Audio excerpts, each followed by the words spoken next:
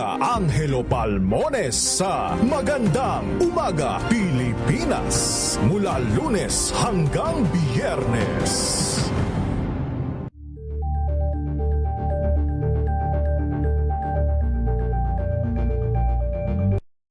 Mga balitang gigising sa inyong umaga. Mga balitang kailangan mong malaman. Mapapakinggan sa ACS Balita sa 2x2.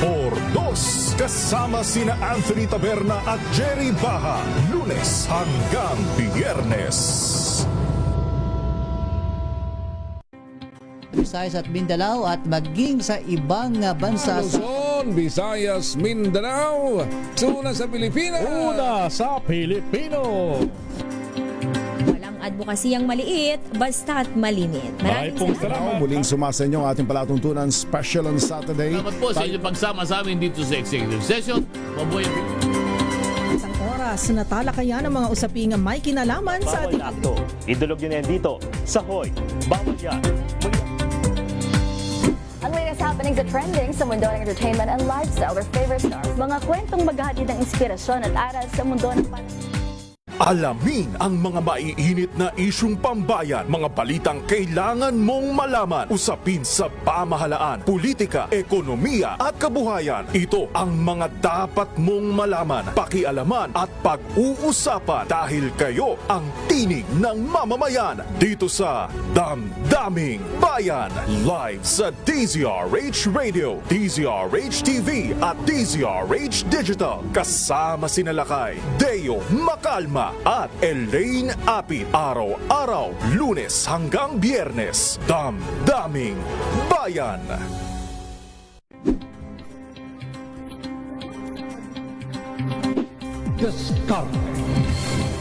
At maraming salamat po sa inyo na ang Agri-Ascenso hanggang sa susunod na sa 4:05 na po ng inyong paboritong programa ang DZRH Boom Balita ngayong araw ng Sabado.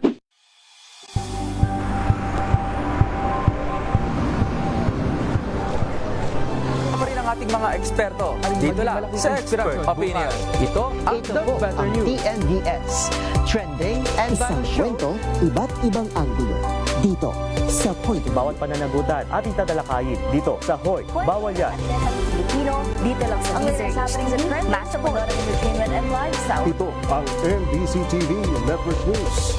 Una sa Pilipinas, una sa Pilipino.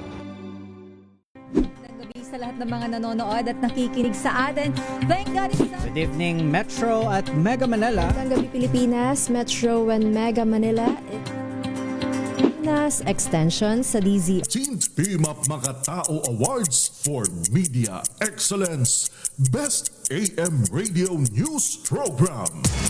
Kasama sina Kyle Bunyas at Yuel Reyes. DZRH Boom Balita. Boom Balita. Nagbabagang mga balita at sumasabog na mga expose. Naglalagablab na ulat ng mga mobile unit reporter. DZRH Boom Balita. Mainit, malaman, sagisag ng katotohanan. DZRH Boom Balita. Boom Balita. Magandang hapon Pilipinas sa ulo ng ating mga balita. Ilang lugar sa Metro Manila nakaranas ng pagbaha matapos bumuhos ang ulan. Low pressure area sa loob ng Philippine Area of Responsibility. Tumaas ang tsansang maging bagyo. Presyo ng liquefied petroleum gas tumaas. Petrolyo inaasahan namang may rollback sa susunod na linggo. Ombudsman Boying Remulla inaasahan na ang pagpayag ng Sandigang Bayan na makapagpiyansa si dating Senador Bong Revilla tila tinrabaho umano. 3 Pinoy seafarer patay sa pag-atake sa Northern Black Sea. Isa pa nawawala ayon sa Department of Migrant Workers. Philippine Coast Guard pinag-iingat ang mga mangingisda sa posibleng pagbagsak ng debris mula sa rocket launch ng Kaso laban sa menor de edad na nanaksak ng kaklase sa Las Piñas inihahanda na. Commercial area sa Bahay Toro, Quezon City nasunog. At Filipina tennis ace Alex Ayala umabante na sa semifinals ng Mubadala DC Open.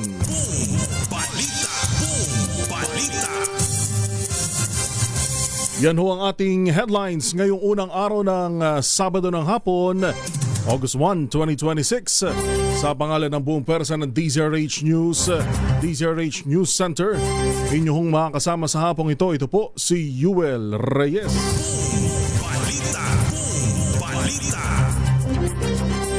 Sa detalye ng mga balita.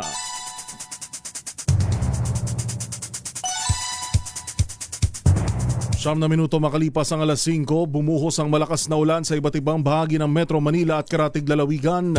Base sa monitoring ng MMDA kanina, agad naranasan ng gutter deep hanggang half-knee deep na pagbaha sa Quezon City, Mandaluyong, Makati at Pasig City.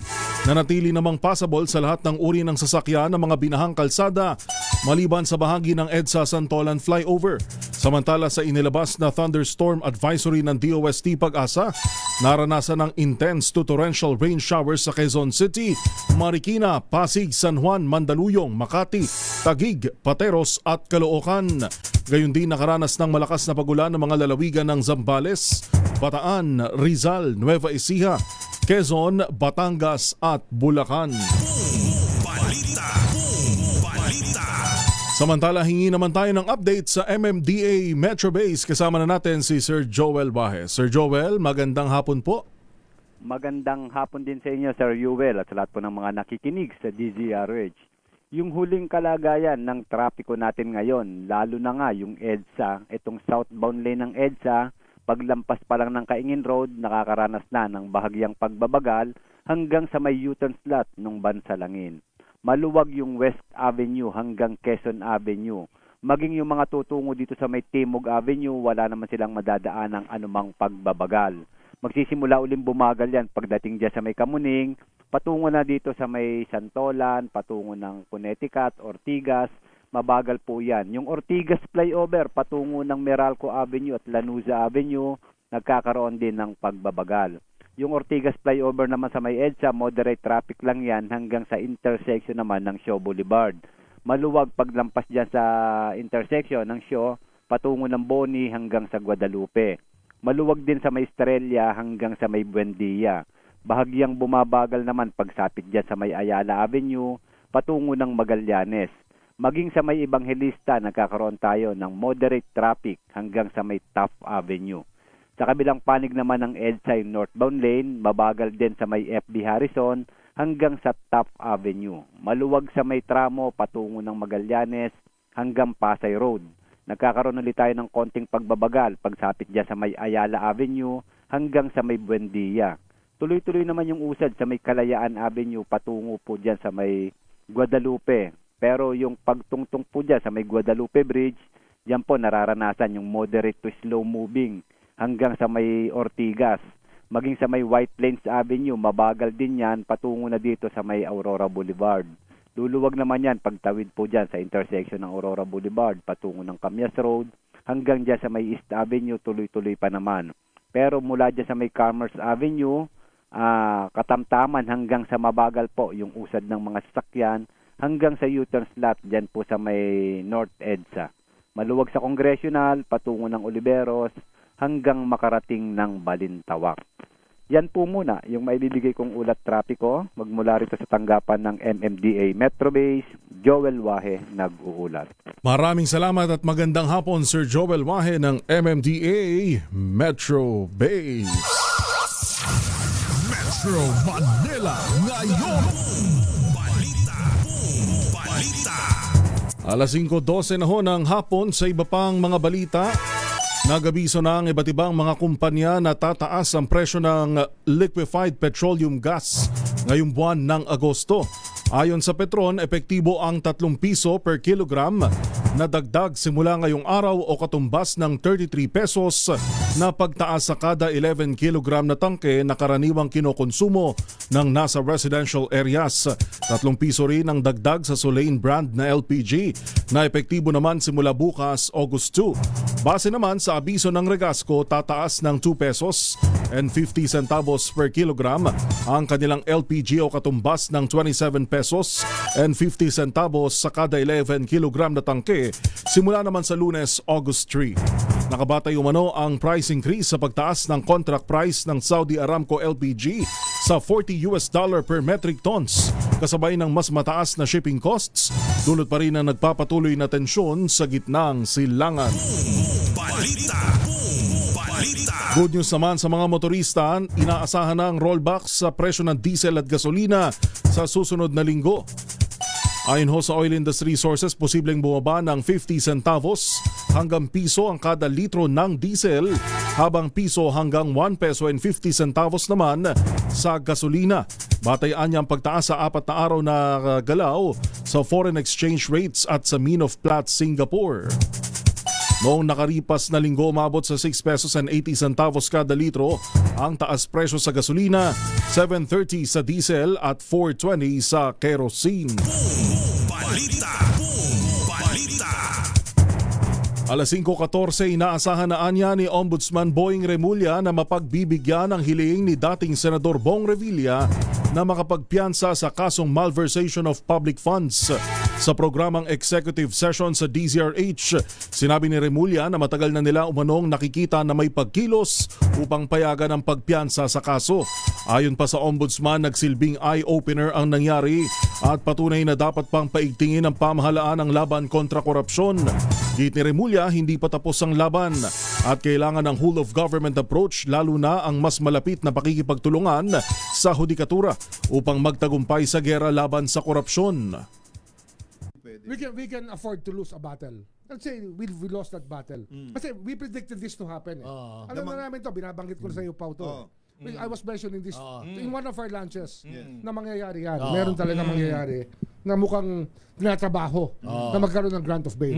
I think, di ba? I remember that. I remember that. Pero that's only a battle. We have to win the war as a country. Yes. Itong gerang to, bansa ito, na nakikipaglaban na para sa kanyang survival. So we just need the country to help us. But even this battle is not lost. No, Hindi pa naman eh. Pero ba to? Pero it's an eye-opener that we have to fight harder. Si Ombudsman Boying Remulla. Umakit na sa 3 ang patay sa nagpapatuloy na tensyon sa Black Sea sa pagitan ng Russia at Ukraine.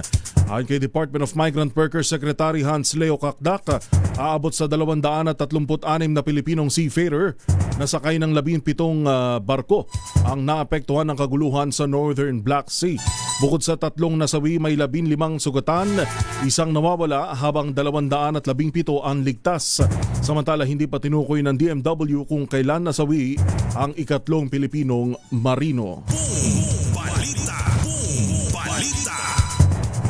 Sa iba pang mga balita, ibinida ng Land Transportation Franchising and Regulatory Board o LTFRB na nasa 86% na ang resolution rate ng mga show cause order o mga nare-resolba na inisyuhon ng LTFRB simula noong Enero. Ayon sa ahensya, sa kabuuan, 720 show cause order, 622 na ang naresolba. Kabilang sa mga natapos na kaso, ang halos 400 paglabag sa Certificate of Public Convenience o CPC. 127 kasong may kaugnayan naman sa aksidente.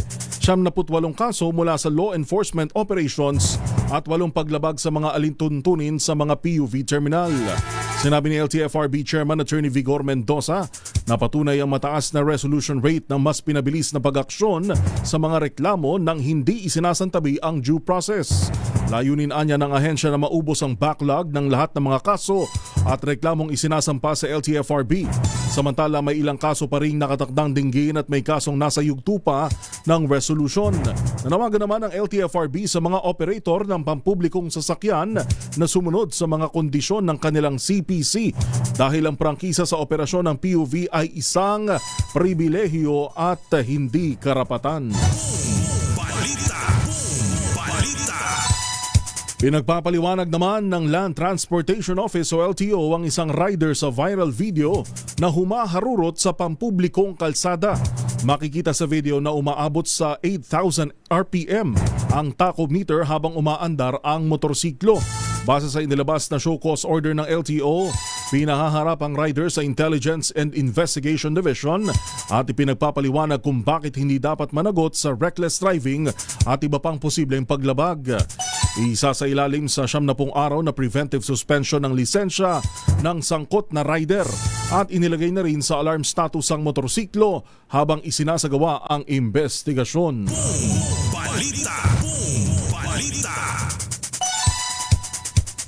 Alas 5:18 ho ang oras. Sa atin hong pagbabalik, ang Philippine Coast Guard may babala.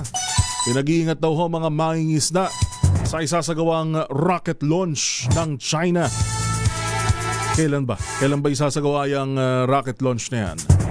Ating alamin sa pagbabalik ng DZRH Boom Balita. Inyo pa rin hong nakakasama. Ito ho si Yuel Reyes. Pilipinas ang oras, 19 na minuto makalipas ang alas 5. This time...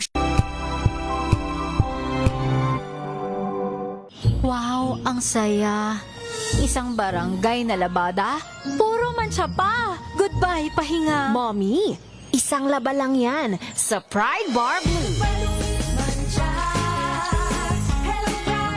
May powerful stain-away enzymes na malupit sa dumit mancha. At di masakit sa kamay.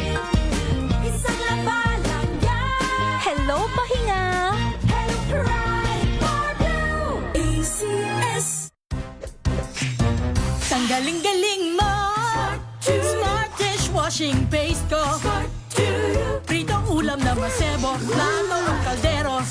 Tanggaling for everyday. Ganyan, pag Smart ang dishwashing paste, may double tanggaling formula. Tanggalang sebo, tanggalang bakterya. Pahit para walang pahit, linis fantastic sa metal at plastic na barakuta.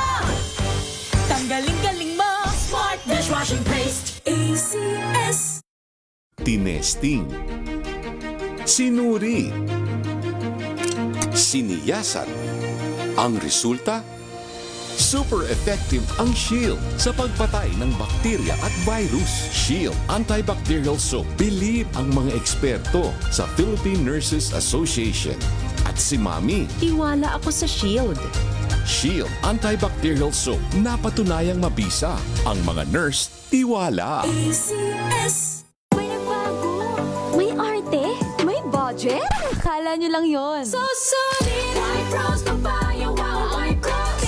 White Rose Papaya. Wow. White Rose. White Rose Papaya. May glow up with a White Rose Papaya. White Rose Papaya. May puti power times 2 kasi may papaya at niacinamide. May shea butter and tea tree oil pa. Kutis sulit ang glow up. Glow up with a White Rose Papaya.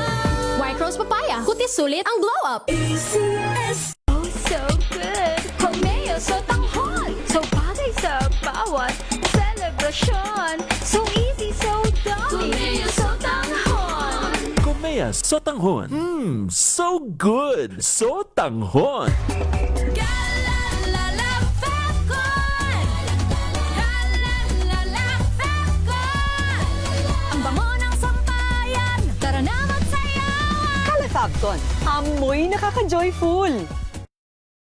God has helped us really develop that attitude of gratitude because we have so much to be thankful for. Being here in Canada. So we are here with MX3. I get to be so active in sports, but also doing this line of work. Even when we travel, when we bring MX3 with us, it's really helping us a lot. It's a must-have. Yeah. We never leave home without it. MX3 is our supplement of choice. Dito kami bilib.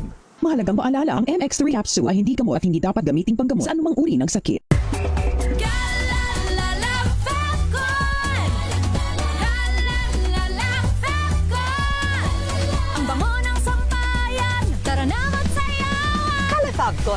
amoy nakaka-joyful.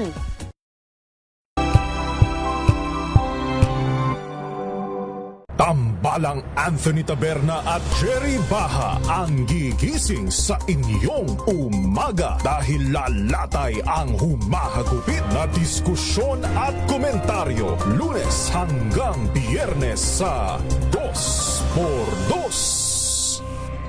RH at RH TV. Samahan sa pool, Sabado. Gabi ng misteryo ngayon pong Sabado, ano po? Ito ay bunsod ng naitalang 17 individual na ang kanilang naaresto. Metro Manila Development Authority o MMDA ang No Contact Apprehension Policy o NCAP sa Metro Manila. Sa ang ilang mga dokumento ay peke. Hindi rin legal ang employment na ipinangako sa kanila. Sa mata ng batas, mananagot ang sangkot at may sala. Dahil sa bawat paglabag, may karampatang parusa. Alamin ang mga pananagutan sa likod ng mga bawal. Dito sa Hoy! Bawal Yan! Tuwing Sabado, alas 11:30 ng umaga. Dito lang sa DZRH TV.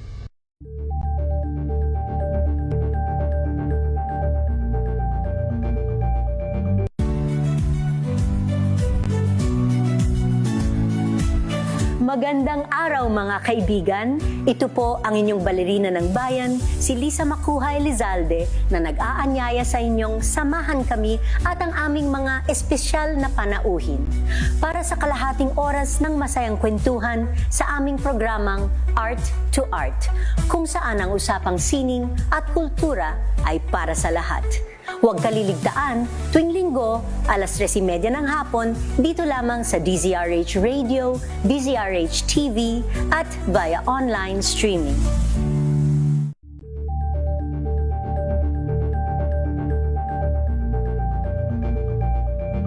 We've got you covered. From the hottest hits, exclusive interviews, Awards for Media Excellence, Best AM Radio News Program. Kasama sina Kyle Bulyas at Yuel Reyes. DZRH Boom Balita. Boom Balita.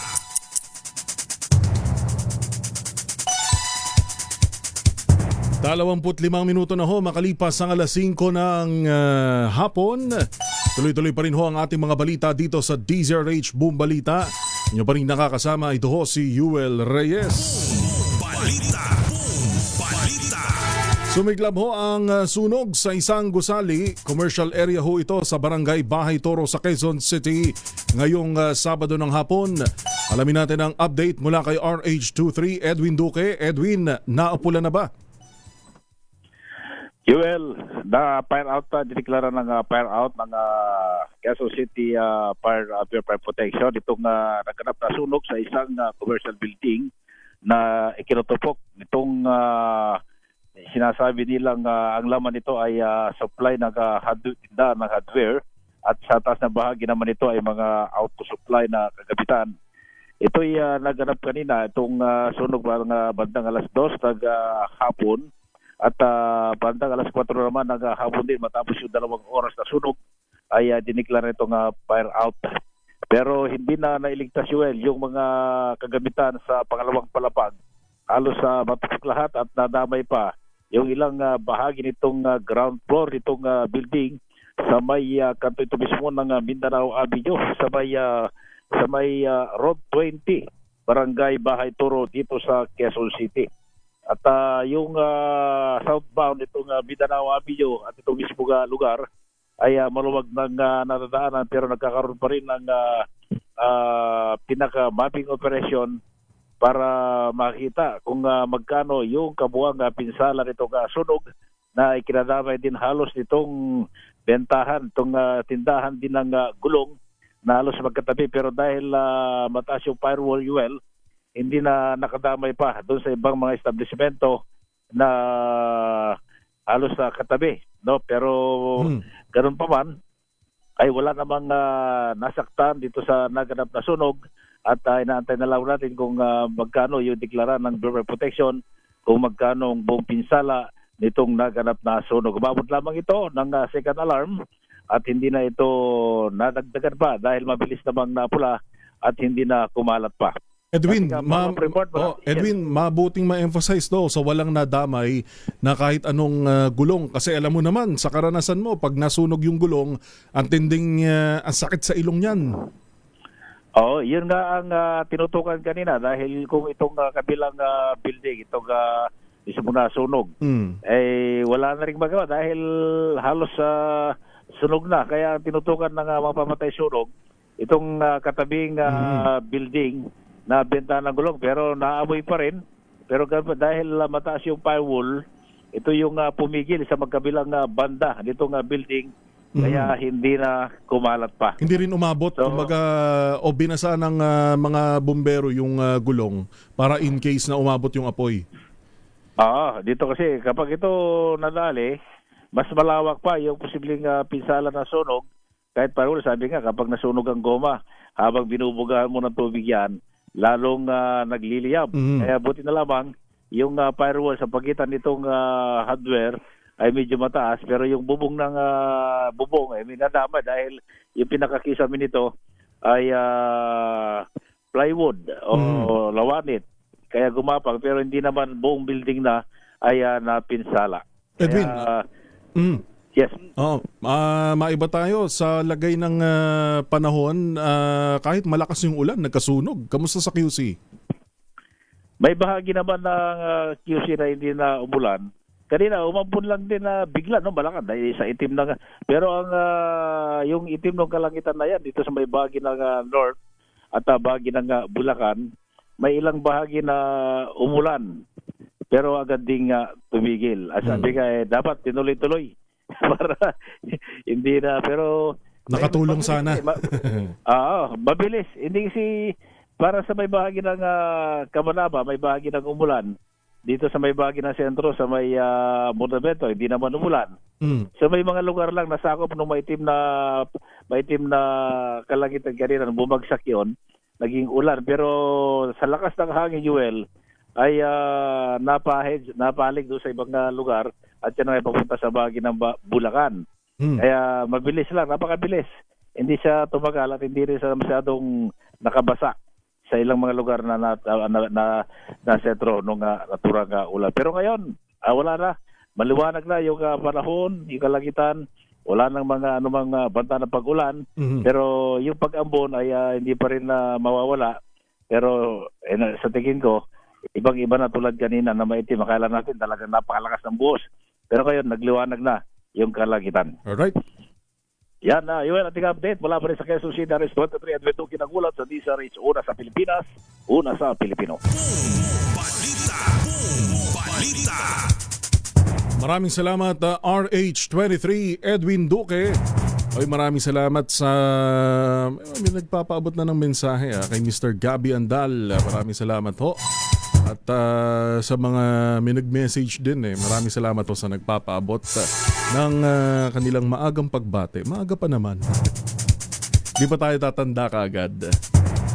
Alas 5:31, mainit hong usapin ngayon itong kinumpirma ng National Electrification Administration o ng NEA na may mga politiko, may mga local official, mayor, vice mayor, congressman sa mga lugar ho. Ito hindi to Meralco. Pinagpapauna na natin na hindi Meralco dahil akala nila Manila Electric Company ito o Meralco. Pero ang binabanggit ho ng NEA, unang-una muna, ang kinasasakupan ng NEA ay mga electric cooperatives. Kaya pinag-uusapan natin dito ay mga kooperatiba na yun daw ho, sinasalo nila yung electric bill, yung kuryente ng mga ilang mga lokal na opisyal na siya namang ipinapasa ng mga co-op sa mga consumer o sa mga consumer, sa mga tayo mismo ng mga nagbabayad ho, sa pamamagitan ng systems loss. Pakinggan nga natin yung bahagi na yon ng panayam. Dito yan sa DZRH yan. Unang lumabas, unang kinumpirma rin ng National Electrification Administration. I have to admit, meron talagang ganon. At madalas, Anthony, ako na nakikipag-usap dun sa mga politikong ganyan. At ina-explain ko naman sa kanila na na masyadong pabigat sa electric cooperative yan. At may mga electric cooperative naman na hihikayat yung mga politiko magbayad. Nakukuha naman sa magandang usapan yan, pakiusapan, at marami na kaming nasingil na mga hindi nagbabayad na politiko. Ano naman, siguro nauunahan lang ng takot yung management Pero pag napaliwanagan naman, yan ho ang tinig ni NEA Admin Nani Almeda. Hindi lang dapat pakiusapan, dapat pangalanan itong mga to. Dahil yung mga pangkaraniwang mamamayan na nagbabayad, buwan-buwan, nagpapakahirap para bayaran yung electric bill na napakataas. Tapos itong mga walang hiyang politiko na to nakakalibre. Balita.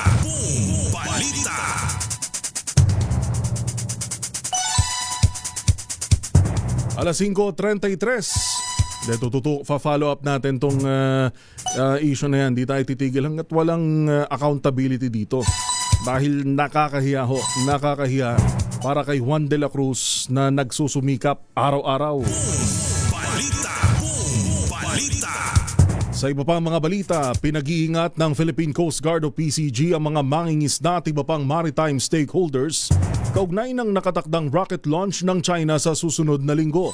Ayon sa Philippine Space Agency o PhilSA, inaasahang may mga bahagi ng rocket na babagsak sa itinalagang drop zone na nasa 94 nautical miles mula sa Babuyan Island at 143 nautical miles mula sa Santa Ana, Cagayan. Nakatakdang ilunsad ang rocket mula 10:29 ng umaga hanggang 11:04 ng umaga sa August 5 o araw ng Miyerkules.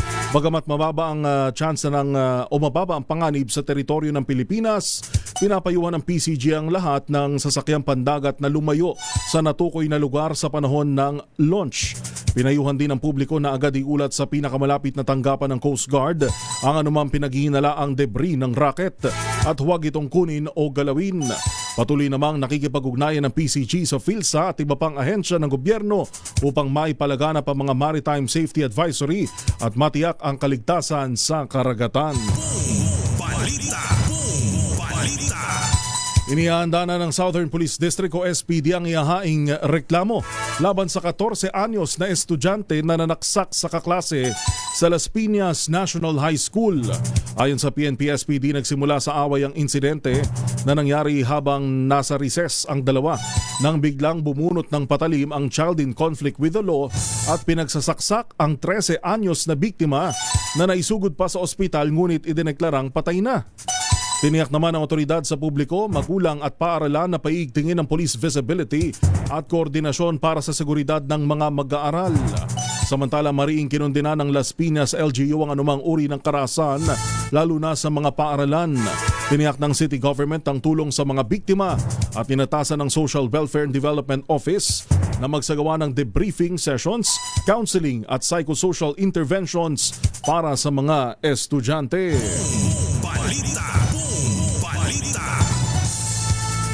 Inanunsyo ng Department of Education o DepEd na binawasan na ang load at paperworks ng mga guro na walang kinalaman sa pagtuturo. Sa panayam ng DZRH, iginit ni DepEd Secretary Sani Angara na sagrado para sa ahensya ang pagtuturo sa mga mag-aaral. Karamihan anya sa oras ng mga guro ay kinakain na ng reports, administrative, non-educational at non-teaching related tasks. Bilang tugon, nag-hire na rin umano ang DepEd ng nasa 5,000 administrative officers at project development officer na ang tanging trabaho ay humawak ng non-teaching tasks na dating ginagawa ng mga guro. Dagdag pa ng kagawaran na abot na sa 57% ng load ng mga guro ang nabawasan. Teachers are nowadays, hindi na simple ang trabaho ng teacher. They're called upon to implement with the growth of large government. So things like the 4Ps, things like the feeding program, si teacher ho yun. Yung bakuna program, si teacher din ho yun. Pero kung tutusin, ang kinakain nun is teaching time. That's why a lot of our reforms are towards preserving that teaching time and ensuring yung delivery ng pagtuturo ay sagrado at saka talagang may kalidad.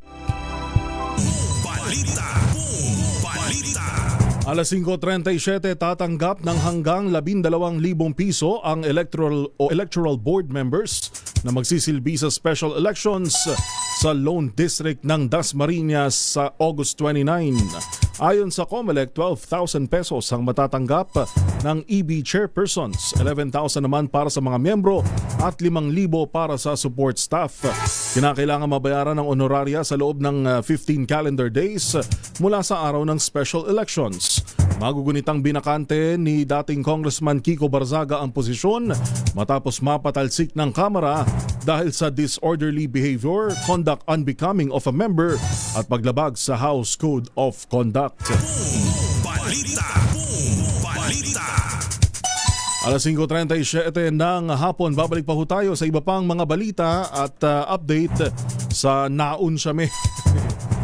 Pera na sana wage hike na sana pero naun siyame pa.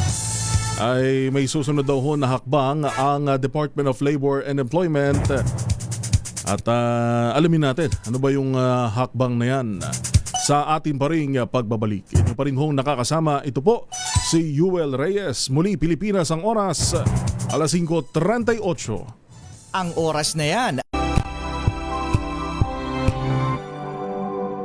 Hello, Washi! Laundry day na naman! Yay! Anong meron? Mancha ng chocolate, putik, may libag pa! Kaya natin yan!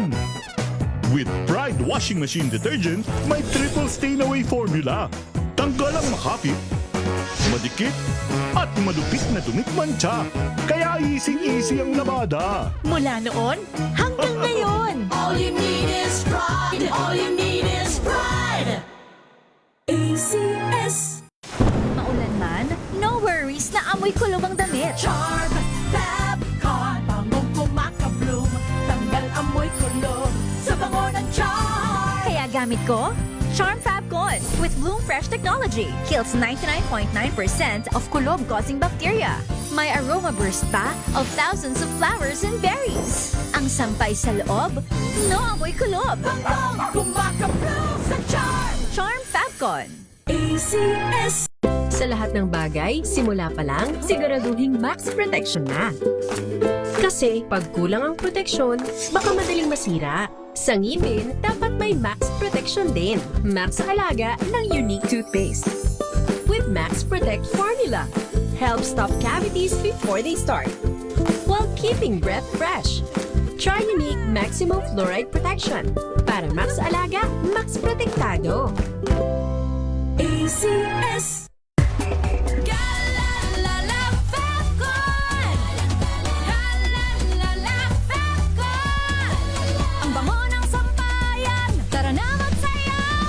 Fabcon, amoy nakaka-joyful!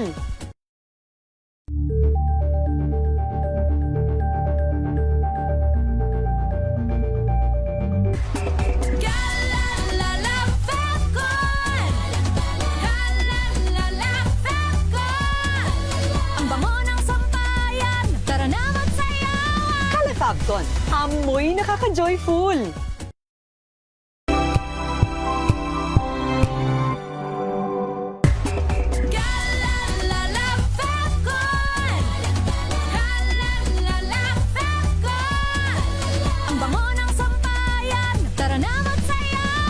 Fabcon, amoy nakaka-joyful!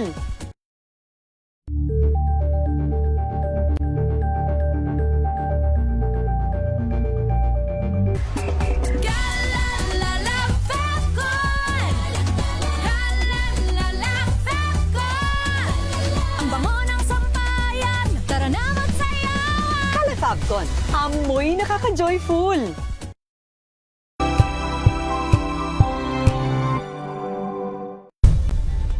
Nagsimula sa pangarap hanggang sa maabot ang tagumpay.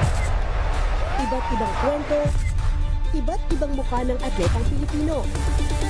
Mas pinatindi, mas pinalakas, at mas pinaaksyon sa Match Point tuwing Sabado, 12:30 ng tanghali sa DZRH TV.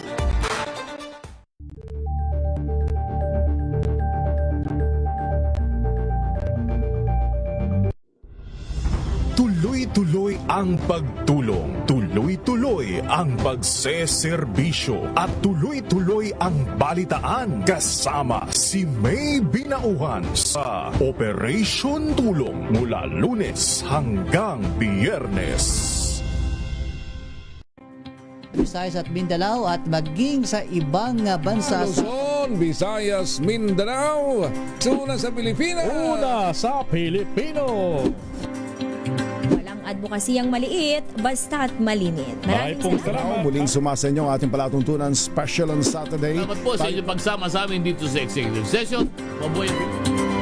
Isang oras na talakayan ng mga usaping may kinalaman sa ating Idulog nyo na yan dito sa Hoy. Bawal yan. Ang latest happenings at trending sa mundo ng entertainment and lifestyle with favorite stars. Mga kwentong maghahatid ng inspirasyon at aral sa mundo ng